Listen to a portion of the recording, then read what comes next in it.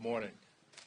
These tariffs are yet another example of this administration acting without consideration of how it's going to impact everyday people across this country, most certainly not considering how it's going to impact the average person in my home state of Alabama. Just last year, Alabama exported over $10 million in automobiles manufactured across the state, including in Montgomery, Alabama, which is part of my congressional district. Well, a 25% tariff on this industry is crippling. It's something that's going to harm our ability to be able to maximize the impacts of this industry, one that the state of Alabama has grown to be a leader in this country for. This trickle-down effect is going to impact the ability of those companies to be able to hire workers, not only just the people ability to be able to afford the vehicles. I represent a state where, in a district where the individual median income is just north of $30,000, just north of $30,000.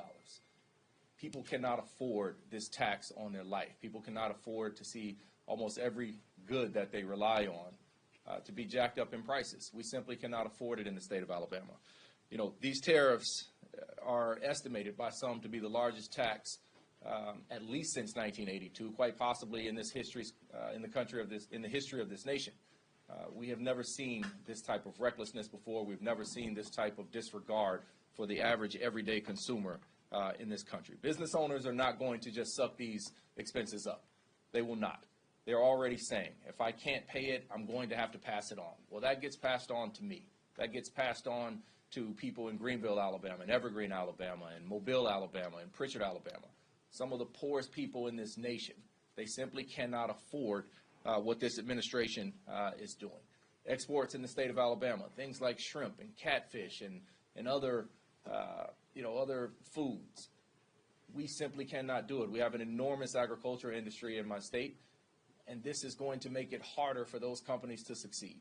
And it's going to make it harder for people to get by every single day. And this is at a time where we are seeing this administration and our Republican colleagues, at the same time they're raising prices on Americans, they are seeking to take benefits away from the most needy Americans.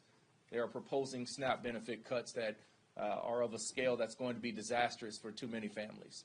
They are proposing taking health care away from the people that need it most. And so this is just adding insult to injury and something that we cannot afford to continue to be able to do.